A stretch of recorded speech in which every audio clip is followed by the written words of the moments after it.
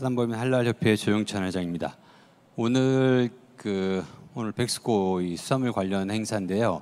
실제로 오늘 제가 발표드릴 게 중동 관련 행사입니다. 근데 중동과 수산물은 여태까지는 제가 알기로는 특별히 이렇게 주제로 잡힌 적이 없습니다.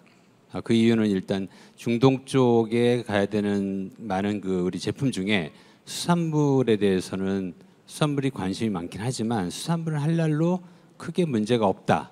아마 그렇게 이해를 많이 하실 거고요. 그래서 중동이라는 그 키워드와 수산물 한 번도 매칭이 된 적이 없습니다. 근데 오늘 세미나를 주관하신 기관에서 굉장히 통찰력이 높으셔가지고 이걸 두 개를 매칭하셨는데 실제로 보면 굉장히 어렵습니다. 오늘 이제 중간에 보면은 저희가 설명을 드리겠는데 수산물이 아마 조금 공부해 보신 분들은 수산물은 원래 할랄인데 크게 문제 없어라고 하실 수도 있지만 이제 보시면 조금 더 복잡한 내용이 들어갑니다. 그래서 오늘 이 과정을 빌어서 한번 수산물에 대한 이해를 좀 높이시면 좋겠고요. 일반적으로 중동에 대한 얘기는 사실 좀 어렵습니다. 중동으로 가야 되는 우리 한류도 그쪽에 많아지고 있고 중동으로 수출해야 된다는 그 과제는 맞는데 항상 중동 얘기하면 할랄이라고 하는 그 어려운 복병이 기다리고 있죠. 골치 아픈 게 사실이고요. 거기에서 수산물은 조금 더 골치가 아픈 부분도 또 있습니다. 그래서 오늘 전반적으로 중동에 대한 얘기를 간단하게 말씀드리고 수산물에 대한 얘기를 조금 더 구체적으로 하겠습니다. 오늘 제가 발표하는 내용은 조금은 좀 기술적인 내용들이 있어요. 그래서 전체 흐름을 아주 빠른 시간에 전체를 훑어가기는 좀 어려울 거고요. 보시면서 하나하나 좀 이해를 하시면 더 도움이 될 것 같습니다. 요새 뉴스가 굉장히 좀 복잡하죠. 그래서 그거는 여기에서는 일단 터치를 하지 않고 우리는 순수하게 산업적인 측면에서 중동을 좀 보겠습니다. 아시겠지만 중동에 대한 개념은 굉장히 여러 가지가 있는데요. 그래도 한 번은 우리가 체크는 해야 될 것 같아요. 그래서 중동은 일반적으로는 저희가 할랄, 이슬람 얘기만 하지만 실제로는 한가운데 이스라엘이라고 하는 나라가 있죠. 이스라엘은 아시다시피 유대교를 믿는 국가입니다. 그래서 유대교를 믿는 국가에 전체는 아니고 약 650만 명 정도가 유대교를 믿는 유대교인인데요. 이 이스라엘에서 유대교를 믿는 사람들이 가지고 있는 기준은 코셔라고 합니다. 코셔가 하는 율법적인 기준인데요. 그래서 코셔를 통해서 코셔 기준에 합격하면 먹는 거고 코셔에 합격하지 않으면 안 먹습니다. 그게 이스라엘이라고 보시면 되겠고요. 그 이스라엘을 제외하고 나머지 사우디아라비아를 중심으로 해서 주변에 있는 대부분의 중동 국가는 전부 다 이슬람 국가라고 봐도 됩니다. 그래서 이 중에 이제 제가 아랍 국가하고 또 나누긴 하는데 그냥 여러분 상식으로 이 큰 땅덩어리 중에 이란은 페르시아어를 쓰고요. 터키는 터키어를 씁니다. 지금 트루키에라고 바뀌긴 했죠. 이 두 개의 나라는 아랍어를 안 씁니다. 그래서 우리가 아랍이라고 하면 사실 이 두 개는 빠져야 맞는 거고요. 그 나머지 국가는 아랍어라는 같은 언어를 씁니다. 그래서 보통 우리가 이걸 아랍이라고 보고 이 터키, 트루키에와 이란을 합쳐서 큰 의미의 중동이라고 얘기를 하거든요. 이 중동의 이스라엘을 제외한 나머지 국가들의 특징은 전부 이슬람교를 믿는다. 이슬람교를 믿는 사람들의 가지고 있는 율법 기준이 할랄입니다. 그래서 이 사람들한테 뭔가를 팔고 싶으면 우리 제품을 수출하고 싶으면은 할랄이라는 관점에서 우리가 이거를 맞춰야 되는 거고요. 지금 이 중동 지역의 이슬람 인구가 대략 2억 명 정도 되거든요. 물론 이제 단일 이슬람으로 인도네시아가 약 2억 명이 되니까 굉장히 많은 인구긴 하지만 중동 전체가 2억 명이고 여기에 들어가는 물품이 어마어마합니다. 그래서 한국의 수산물들이 이쪽으로 들어갈 수 있는 한 계기를 만들어야 되는데 일단 유대교하고 이슬람교가 같이 공존하고 있는 게 중동이라는 국가다 이렇게 이해를 하시면 되겠고요. 저희가 시간이 없어서 이 종교 얘기는 못하지만 나중에 한번 관심을 가지시고 이슬람교와 기독교 그리고 유대교 이 세 가지의 관계를 한번 보시면 굉장히 흥미로운 게 나옵니다. 한번 나중에 개인적으로 한번 보시길 바라겠고요. 이슬람교하고 유대교는 굉장히 비슷한 게 많습니다. 그래서 우리가 이제 산업적으로 수출하는 게 우리한테는 포인트이기 때문에 제일 중요한 걸 놓고 보면 돼지는 안 된다. 원래 이게 같은 뿌리를 갖고 있는 종교이기 때문에 당연히 같은 룰을 가지고 있습니다. 그래서 돼지는 안 된다라는 게 공통적으로 되어 있는 거고요. 육류의 경우에도 자기들 방식으로 잡아야 됩니다. 똑같은 소가 허용이 된다 하더라도 이슬람은 이슬람 방식으로 잡은 소를 먹게 되고요. 유대교는 유대 방식으로 잡은 수만 먹게 됩니다. 그래서 자기들 방식으로 잡은 육류를 허용하고 있다. 그렇게 보시면 됩니다.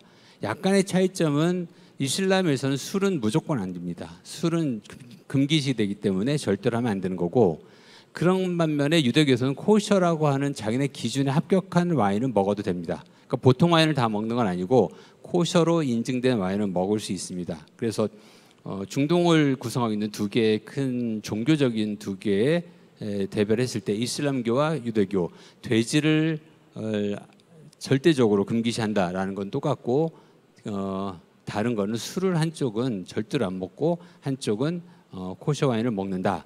근데 물론 이제 소비자들 그쪽에 실제로 소비자의 관점에서는 술을 먹는 무슬림도 있겠죠. 또 그런 걸 완전히 지키지 않는 사람도 있고, 또 우리가 말하는 한우 같은 경우는 비할랄 소고기라고 해야 됩니다. 국내에서는 이슬람방이 조도촌하는 데가 아주 일부밖에 없으니까요. 그런데도 먹는 사람이 실제로는 있습니다. 근데 그걸 가지고 전체 기준을 우리가 볼 수는 없기 때문에 그런 행위들은 부분적인 일탈, 개인적인 일탈로 이해를 하시면 되는 거고요. 술이 안 된다, 그리고 돼지가 안 된다, 그리고 자기들 방식으로 잡지 않은 육류는 먹지 않는다. 이거는 각 공통적인 상황이니까 이렇게 이해를 하시면 기본적으로 이슬람을 또는 유대교를 여러분이 대응하실 때 좀 도움이 될 것 같습니다. 오늘은 우리가 중동에서도 메이저라고 할 수 있는 이슬람에 대한 얘기를 하는 거니까요. 할랄에 대한 얘기는 아주 짧게 넘어갈게요. 이미 다 알고 계시겠지만 할랄은 허용됐다라는 아랍어 뜻이고요. 아랍어 단어고 이슬람의 기준, 꾸란에서부터 시작한 이슬람의 기준에 따라서 여러 가지 요건을 갖춰야 됩니다. 이 위에 있는 이 아랍어 글자는 어렵진 않으니까 이거 알고 계시면 나중에 여러분이 다른 제품을 봤을 때도 공통적으로 들어가는 단어입니다. 그래서 할랄이라고 하는 단어고요. 아랍어는 일반적으로 오른쪽에서 왼쪽으로 씁니다. 그래서 이런 식으로 쓰시는 거고, 이 아랍어는 우리나라 요새 그 젊은 분들 보면 자음만으로도 많이 문자를 보내시죠. 기억, 시옷, 그런 감사 이런 식으로 비슷합니다. 그래서 아랍어는 원래부터 자음과 모음이 다 있는데 자기들이 아는 단어는 모음을 거의 생략합니다. 아예 표기 자체를 안 합니다. 모음은 원래 위쪽에 조그만하게 쓰게 돼 있는데 안 써버려요. 그러니까 이걸 이제 굳이 우리 영어 알파식으로 해석을 해주면 HLL 세 글자만 쓴 겁니다. 그러니까 위에 모음은 다 알고 있으니까 생략한 거고요. 그러니까 이거를 당연히 아랍어를 아는 사람은 할랄이라고 읽습니다. 그래서 이 할랄이라고 하는 요 아랍어 글자를 보시면 이 제품은 그게 뭐든지 할랄이라는 거를 통과했다는 표시구나. 그래서 각 기관에 할랄 인증 기관의 마크를 보면 대부분 저 할랄이라는 아랍어 글자를 가지고 있습니다. 그러니까 저희 할랄 협회도 저 가운데 저 글자를 가지고 있고요. 요 작지만 끝부분을 이렇게 보시면 저희도 똑같이 할랄이라는 게 아랍어로 들어가 있습니다.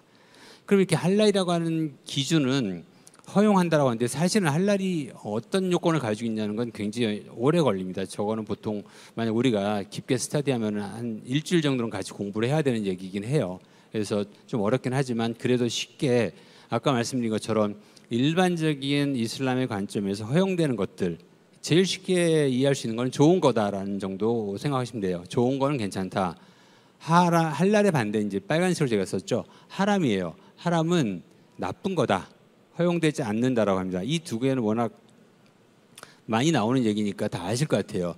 근데 이제 할랄에서 그 아주 일반적으로 할랄은 식품, 화장품 또는 개인용품 모든 거에 다 연결되는 공통적 개념인데요. 할랄에서 일반적으로 가지고 있는 큰 틀은 요 밑에 파란색으로 제가 마킹을 한 세 가지입니다. 독이 없어야 되고, 취하면 안 되고, 유해하면 안 된다. 이 대원칙에서 벗어나면 안 됩니다. 예를 들어서 제가 다음 페이지에 수산물을 설명드릴 건데 예를 들어서 식물도 마찬가지예요. 버섯은 할랄이다입니다. 버섯은 식물은 아니지만 버섯 자체는 할랄로 전부 다 인정을 합니다. 그런데 만약 우리가 만든 버섯이 채취한 버섯이 독버섯이다 그러면은 특히 얘기할 것 없이 그냥 할랄이 아닌 거예요. 왜냐하면 할랄의 대전제는 좋은 것이어야 되는데 독이 있거나 취하면 안 되잖아요. 만약 우리가 어떤 식물을 채취해서 먹었는데 그걸 먹었더니 환각 상태를 만들더라. 그럼 그건 할랄이 아닙니다. 그래서 만약에 담배를 피우는 건 좀 애매하지만 대마초를 피운다. 그러면 그게 좋고 나쁘를 떠나서 환각이라는 걸 만들기 때문에 무조건 할랄이 아니에요. 그러니까 이 세 가지는 그냥 일반적인 요건이다라고 보시면 되는 거고요. 이거는 수산물도 마찬가지입니다. 그래서 수산물은 일반적으로 허용된다고 하지만 만약 우리가 어떤 수산물을 딱 먹었는데 이게 만약에 우리한테 독을 준다 그러면 안 되는 거죠. 그래서 그거는 허용이 안 됩니다. 보거 같은 경우는 굉장히 예외적이긴 한데 보거는 그 독 부분을 제외하고 나머지는 가능하다 이렇게 돼 있어요. 그러니까 실제로 한국에서 먹는 거하고 큰 차이가 없다고 보시면 될 것 같아요. 하람은 아까 말씀드린 것처럼 가장 일반적인 게 돼지. 돼지는 절대로 안 된다라고 첫 번째 알고 계시면 되고, 두 번째는 술은 안 된다. 그리고 세 번째는 여기 이제 우리 이슬람 얘기를 하고 있으니까 이슬람 방식으로 도축되지 않은 고기는 안 된다 이렇게 이해하시면 돼요. 그러니까 우리 일반적으로 지금 슈퍼마켓에 나가서 만약 내가 고기를 산다, 그럼 돼지고기는 원래 안 되니까 아웃된 거고, 소고기를 산다 그럼 미국산이든 호주산이든 한우든 대부분의 우리가 살 수 있는 고기는 할랄 방식으로 도축된 게 아니거든요. 그래서 그런 것들은 먹을 수 없다. 그건 할랄로 인정하지 않는다라고 보시면 됩니다. 그러니까 그렇게 큰 게 세 가지고요. 근데 실제 산업적으로 들어가면 굉장히 많죠. 굉장히 복잡한 것들이 많이 있습니다. 예를 들어서 여기 지금 여러분들 드시라고 있는 저 주스 중에 사과 주스가 있어요. 근데 저 사과 주스가 실제로 제가 이제 저 브랜드도 모르니까 하나 이 사과 주스 예를 든 건데, 사과 주스 중에는 보통 뒤에 보면은 뭐 사과 가지 100%라고 되어 있거든요. 그럼 여기는 우리가 지금 말하고 있는 돼지나 술 또는 다른 육류가 안 들어가 있어요. 그러면 이 사과 주스는 크게 문제가 없으니까 우리 할랄이라고 생각합니다. 또 실제로 마시라고 해도 괜찮아요. 무슬림 바이어가 있을 경우에. 근데 만약 그 사과 주스를 인증기관한테 갖고 와서 인증을 받겠다면 그땐 얘기가 달라져요. 왜냐하면 인증을 받는 거는 훨씬 더 어렵게 모든 걸 검증하는 거잖아요. 100%죠. 99%가 아니라. 그래서 검증을 하다 보면 어떤 케이스가 나오냐면, 사과 같은 과즙을 갈아가지고 만들 때 사과 주스를 좀 더 나중에 마지막 공정에 투명하게 보이게 하기 위해서 저 안에 있는 불순물을 없애는 과정이 있습니다. 모든 메이커가 다 그런 건 아니고요. 제가 알고 있는 요 브랜드는 그래요. 다른 브랜드는. 그래서 그 불순물 없애는 과정에 뭐를 넣냐면 돼지 젤라틴을 씁니다. 돼지 젤라틴을 집어넣어서 작은 찌꺼기들을 다 걸러서 없애내요. 그러면 실제로 돼지 젤라틴은 들어왔다 나왔기 때문에 최종 완제품에는 안 남아있죠. 그렇지만 이슬람에서는 돼지는 금기시하는 거기 때문에 그거는 결과적으로 인증을 받지 못합니다. 그러니까 생각보다 굉장히 간단한 원리지만 실제 산업 현장에 적용하기에는 아주 복잡하다 이렇게 생각하시면 되겠고요. 중간에 잠깐 들어갔다 나온 보조제도 문제가 되긴 합니다. 그러니까 큰 틀에서는 이렇게 할랄과 하람으로 이해를 하시면 되겠고요. 오늘 주제가 이제 수산물이니까 수산물의 경우에 말씀을 드리면, 기본적으로 수산물은 일단은 할랄이다 에서 시작을 합니다. 이게 지금 제가 두 가지의 그 대표적인 이슬람 할랄의 표준을 보여드리려고 갖고 왔는데요. 이제 보통 스믹 드래프트라고 하는 게 스믹에서 나온 게 있는데 좀 복잡은 하지만 하여튼 수산물은 할랄이다. 부산물을 포함해서 할랄이다. 예를 들어서 알이라든지 상관없이 전부 다 허용이 됩니다. 그럼 이제 별 문제가 없는 거죠. 아까 말씀드린 것처럼 독이 있어서 우리가 먹으면 죽는다든지 아프게 되면 안 되니까 그거는 당연한 일반론으로 빠지는 거고요. 밑에 있는 건 말레이시아 스탠다드인데 말레이시아에서도 똑같습니다. 파란색 보시면 수생동물은 기본적으로 할랄이다라고 얘기를 합니다. 그런데 여기서 안 되는 것들은 독이 있거나 취하게 하거나 유해한 건 안 된다라고 했고요. 한 가지 더, 육상과 수상에서 모두 사는 건 안 된다. 그건 우리가 일반적으로 아쿠아틱 애니멀이라고 안 불러요. 양서류잖아요. 그러니까 저 예를 들어서 개구리라든지 거북이 같은 경우는 이 할랄 관점에서 아예 처음부터 수산물로 안 봅니다. 그러니까 그 양서류 일단 빼고, 그러니까 개구리 뒷다리 이런 거는 먹으면 안 되는 거죠. 그 외 나머지 우리가 일반적으로 민물이나 바닷물, 일반적인 우리 수산시장에서 볼 수 있는 대부분의 것들은 다 할랄이에요. 여기까지만 보면 간단하죠. 할랄이니까. 그럼 우리 이제 고민할 것도 없고 오늘 제가 여기 세미나에서 발표할 필요도 없어요. 근데 그거보다는 조금 더 복잡합니다. 왜냐하면은 할랄이라고 하는데 그 수산물의 카테고리에 따라서 인식하는 그 선호도가 달라져요. 그래서 우리가 아까 잠깐 한번 더 요 오렌지색을 좀 보겠습니다. 오렌지색은 말씀드린 것처럼 유대교에 대한 내용이고 유대교가 가지고 있는 코셔라고 하는 기준이에요. 코셔라고 하는 기준을 놓고 보면 저희는 어류를 해산물을 크게 5가지의 카테고리로 구분합니다. 첫 번째는 해조류 다 아시고요. 어류 A등급, A그룹, 이거는 한국에 말이 없어서 저 임의로 A,B라고 하는데요. A는 지느러미와 비늘을 모두 가지고 있는 거를 A라고 해요. 저희는 그래서 예를 들면 조기, 우리 굴비를 만드는 조기가 대표적인 A 그룹인 거고요. 그럼 B 그룹은 비늘이 없어요. 장어나 이런 것들 비늘가 없잖아요. 그래서 이거는 이런 것들 저는 B 그룹으로 치는데 이 두 개가 다릅니다. 카테고리가. 그 세 번째는 새우는 갑각류의 하나지만 그냥 저희 새우는 또 독자적으로 꺼내놓고 그 나머지를 모든 것들 다 해서 기타 수산물 묶어서 볼게요. 그럼 코샤라고 하는 유대교 이스라엘이라는 관점에서 보면은 해조류는 전부 예스입니다. 아까 말씀드린 비늘이 있는 일반적으로 정말 고기처럼 생긴 그 물고기들은 예스예요. 근데 그 나머지는 전부 노입니다. 이게 무슨 말이냐면 만약 우리 회사의 제품이 굴이에요. 어리굴젓. 또 우리 회사 제품이 전복 통조림이에요. 그럼 난 이걸 가지고 이스라엘 가서 팔려고 해도 죽어도 안 팔린다는 얘기예요. 그 사람들은 전복을 안 먹으니까요. 아주 한두 명 좋아하는 사람이 있다고 하면 그건 일탈이라고 말씀드렸잖아요. 안 팔립니다. 그래서 요거는 기본적으로 이제 이 구조를 아셔야 되는 거고 이스라엘은 그렇게 많지 않으니까 그럼 우리가 이제 이 파란색 할랄 쪽으로 볼게요. 그럼 아까 말씀드린 것처럼 율법으로 해서 이 5개 카테고리는 전부 할랄이라고 했어요. 할랄이라고 이론적으로 되어 있습니다. 근데 실제로 물건을 우리가 팔려고 했더니 이슬람 안에 나눠지는 종파와 학파에 따라서 달라요. 이슬람은 종파가 많이 들어보셨지만 시아라는 파하고 순니하고 두 개씩 나눠지잖아요. 한국 우리 기독교로 말하면 천주교하고 개신교 같은 개념이에요. 그럼 순니는 또 다시 4개의 큰 학파로 나뉩니다. 우리 한국의 개신교 같은 경우는 또 장로, 침례, 순복음 등등등 많잖아요. 그거하고 비슷하다고 보시면 되는데 그래서 너무 많아서 제가 조금 줄인 건데 그나마 시아를 볼게요. 시아라고 하는 파는 아까 말씀드린 해조류하고 어류 A까지는 오케이입니다. 그리고 예외적으로 새우를 오케이하고 나머지는 노예요. 이 사람들이 이걸 할랄이 아니라고 생각하는 건 아니지만 거의 안 먹는다고 보시면 돼요. 그럼 이제 순이라고 하는 거 안에 하나피라는 또 좀 어렵죠. 이게 우리로 말하면 이제 개신교 안에 뭐 장로회 이렇게 보시면 돼요. 이거는 천주교 이렇게 보시면 되고요. 순이 안에 있는 하나피의 경우는 새우도 약간 좀 안 좋아해요. 근데 나머지 두 개는 괜찮은데 일반적으로 우리가 말하는 비늘이 없는 물고기하고 기타 수산물은 아예 취급을 안 합니다. 근데 그게 아닌 그 외 나머지 3개 있어요. 주로 동남아시아 이쪽은 다 오케이예요. 이 3가지를 나눠서 봐야 된다는 얘기죠. 그래서 이게 왜 이 오렌지색하고 파란색을 제가 비교를 드린 게 뭐냐면 제일 처음에 말씀드렸고 나중에 따로 개인적으로 한번 찾아보시라는 이유가 유대교와 기독교와 이슬람교가 서로 연결돼 있거든요. 그래서 여기서 같은 그 기준을 가지고 있는 게 나오는 겁니다. 어쨌든 우리가 거꾸로 제품을 수출한다고 보면은 우리 회사가 이런 해조류를 수출한다. 그럼 오케이 전부 다 중동으로 가도 됩니다. 만약 아까 말씀드린 조기를 수출한다.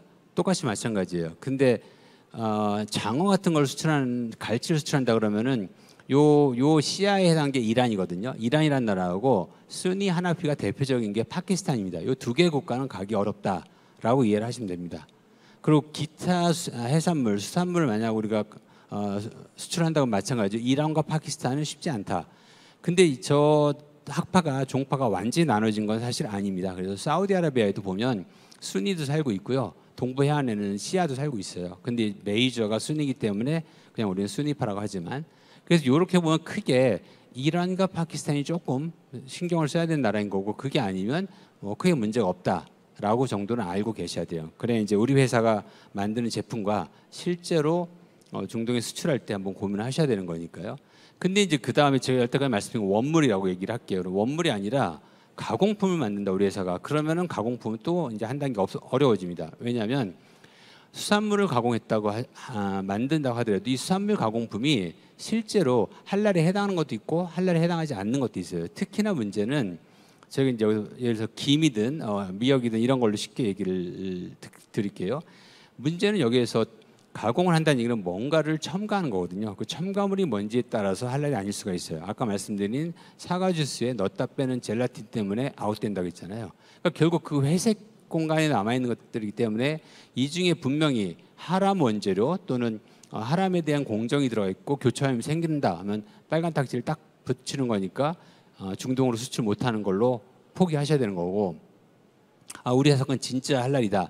그럼 그때는 인증을 받아서 내게 할랄이라는 걸 분명히 제3기관으로부터 확답을 받으시는 거예요. 그래서 할랄 인증을 받아서 수출을 하는 게 맞는 거고요.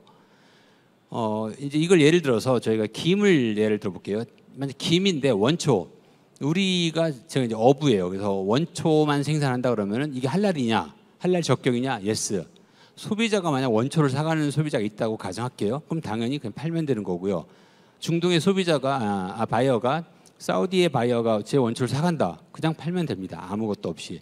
근데 만약 이걸 조미를 했다는 얘기는 뭐냐면 이 김에다가 기름도 치고 무슨 소금도 넣고 뭐 다른 조미를 넣을 수 있잖아요. 그럼 조미를 하게 되면 그때는 할랄 적격에 세모가 되는 겁니다. 물음표가 되는 거죠. 근데도 소비자는 먹어요. 왜냐하면 김은 뭐 그냥 괜찮아 정도 하거든요. 그러니까 소비자는 먹지만 바이어는 똑같이 갸우뚱하는 거죠. 우리 물건을 사가는데 찝찝한 거예요. 만약에 그걸 팔았는데 나중에 알고 봤더니 거기에 돼지 관련된 성분이 있었다 하면은 그쪽에 바이어가 소송을 당하거든요. 그래서 만약 우리 회사가 이 김을 팔고 싶으면 인증을 받는 게 유리하다는 거죠. 인증을 받아서 팔면 바이어도 오케이 하고 사간다는 거죠. 이렇게 각 예를 든 제품들이 거의 비슷하게 갑니다. 그래서 조금 더 김은 괜찮아라 하는데 만약에 어묵으로 가볼게요. 우리 오뎅이죠. 어묵의 경우에 처음에 우리가 만든 자버에서부터 시작합니다. 자버에서 살을 바른 그 죽같이 생겨 수리미라고 하죠. 수리미를 보통 수입을 하는데 수리미를 가져다가 우리 여러 가지의 플레이버를 넣어서 어묵을 만듭니다. 그러면 자버나 수리미 단계까지는 애매해요. 우리가 만든 어묵을 가져갔을 때 이걸 가지고 소비자한테 뭐라고 하면 소비자조차도 조금 찝찝해합니다. 왜냐면 어묵에는 굉장히 많은 게 들어가거든요. 할랄이 아닌 게 들어갈 확률이 큽니다. 유화제 같은 게 있기 때문에. 그래서 이게 똑똑한 소비자면 어묵 자체도 조금 먹는 걸 꺼려할 수 있어요. 또 어떤 소비자는 신경 안 쓰고 먹기도 하겠죠.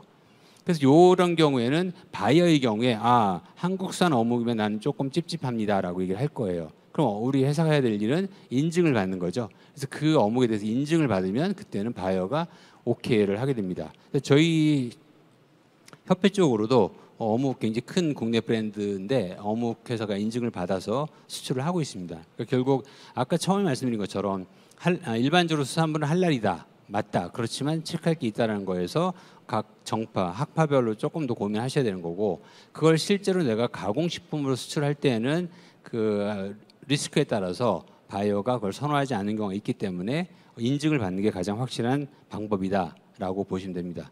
그래서 인증을 받을 때는 이건 너무 복잡하니까 그냥 순서만 말씀드릴게요. 그래서 제일 처음에 우리 회사 제품이 할랄인가? 예스. 그럼 아까 말씀드린 것처럼 내 제품이 어디로 수출될 것인지를 따져서 그 회사, 예를 들어서 이스라엘로 갈 건지 또는 사우디로 갈 건지 그걸 봐서 혹시 내 제품이 거기에서 소비가 안 되는 건 아닌가라고 한 번은 체크를 하셔야 맞고요. 그게 문제없이 진행이 되면 내 제품을 인증을 받아야 되나? 김 원초를 파는 회사면 그냥 팔면 되는 거고요. 그게 아니라 조미김을 파는 회사면 인증을 받는 게 유리하다. 없어도 팔리긴 팔리지만 있는 게 훨씬 더 유리하다 정도로 이해를 하신대요. 그런 이유에 인증을 받으실 거면 인증을 받으면 되는 거고요. 나머지 할랄과 관련돼서는 디테일한 부분이 많긴 한데 그거는 넘어가 되고요. 요것만 말씀드릴게요. 물류의 경우에도 아마 여러분이 보시면 할랄 수출할 때는 할랄 물류를 지켜야 된다라는 얘기가 많이 나오거든요. 근데 이건 굉장히 교과서적인 얘기입니다. 그냥 간단하게 신경 안 써도 됩니다. 앞으로 가야 될 방향이고 저게 맞는 얘기긴 하지만 지금 우리가 수출하면서 컨테이너가 어떻고 또는 물류회사가 어떻고는 안 따져도 됩니다. 아직까지는 현재는 초기 단계이기 때문에 물류는 신경 안 쓰셔도 되고요. 오늘 저희 여기 오니까 초코파이를 여러분 나눠드려서 이제 드시고 계실 건데 이 초코파이에 대한 케이스 하나를 말씀드릴게요. 사례로서 오리온 말고도 초코파이가 많이 있긴 해요. 그래도 특정 회사라 좀 그렇긴 하지만 오리온이 가장 먼저 초코파이를 만들었죠. 그래서 원조는 오리온인데 오리온이 초코파이를 보시면 가운데 하얀색 부분 나오죠. 그게 마시멜로입니다. 그건 거의 돼지 젤라틴이에요. 돼지 젤라틴이 싸고 좋고 물성도 좋습니다. 대부분의 초코파이는 돼지 젤라틴이에요. 우리가 먹는 이건 사실은 돼지가 반인 거죠. 이게 원래는 안 되지만 수출이 됐습니다. 수출이 됐어요. 그래서 그냥 잘 팔렸어요. 근데 중동 사람들은 할랄에 대한 그 의심을 안 합니다. 관심이 없는 게 아니라 의심을 안 하죠. 원래가 할랄이니까. 근데 이게 알려져 가지고 나중에 한국에선 초코파이는 돼지래 하면서 안 먹기 시작했어요. 그래서 오리온이 어떻게 바꿨냐면 소 젤라틴을 만든 초코파이를 바꿨습니다. 그래서 이게 또 한참 팔렸어요. 뒤에는 뭐라고 써 있냐면 영어로 이 제품에는 돼지가 없음이라고 썼어요. 그러니까 그쪽 소비자가 오케이 하고 또 먹었어요. 근데 또 조금 더 공부해 보니까 그런데 이 소는 할랄 방식으로 도축한 소가 아니래. 그럼 이 젤라틴은 할랄 젤라틴이 아니래. 결국 우린 먹으면 안 되네라는 것도 학습이 된 거예요. 그래서 최근에는 오리온이 인도네시아에 합작 공장을 만들어서 현재는 정식으로 할랄 인증된 파이를 만들고 있습니다. 이 브랜드가 약간 합작이라서 좀 다르긴 한데, 그래서 현재 오리온은 중동 쪽으로 수출할 때는 할랄 인증 초코파이를 수출하고 있어요. 굉장히 체계적으로 잘한 거죠. 또 사실 이슈가 나오고 나서 대응을 한 건데, 문제는 이게 항상 최선의 방식은 아니라는 거죠. 그거에 이제 정반대되는 케이스가 기꼬망이라고 하는 우리가 아는 유명한 일본의 간장이 있죠. 원래 기꼬망이라는 간장이 잘 팔렸습니다. 중동에서 팔리고 있었고요. 근데 간장은 양조 간장의 성격상 또 주정을 넣기도 하고 어쨌든 간장에는 약간의 알코올이 있어요. 근데 우리가 간장을 이렇게 500cc씩 마시는 게 아니니까 그냥 팔렸습니다. 근데 어느 날 갑자기 UAE 정부가 간장에 대해서 알코올 검사를 해요. 당연히 알코올이 나오죠. 당연히. 알코올이 나왔다는 걸 이유로 해서 일본 기꼬망 간장을 전부 판매 금지를 내려버렸어요. 그러니까 슈퍼마켓에 있던 기꼬망이 전부 퇴출됐습니다. 큰일 난 거죠. 그래서 기꼬망이 굉장히 빨리 신속하게 대응을 해서 인증을 받았어요. 결과적으로는. 그래서 다시 지금은 기꼬망 할랄로 수출되고 있습니다. 이 경우를 놓고 보면 조금은 선제적 대응을 하는 게 더 유리하지 않았겠냐라는 생각을 하는 거죠. 그래서 우리가 이제 수산물은 대체적으로 크게 문제는 없지만 오늘 말씀드린 것처럼 할랄 인증이 필요한 경우가 많아지고 또 선제적 대응을 하는 게 훨씬 더 수출에 유리하기 때문에 그걸 고민하셔서 대응을 하시면 좀 더 좋을 것 같습니다. 이상으로 발표를 마치겠습니다.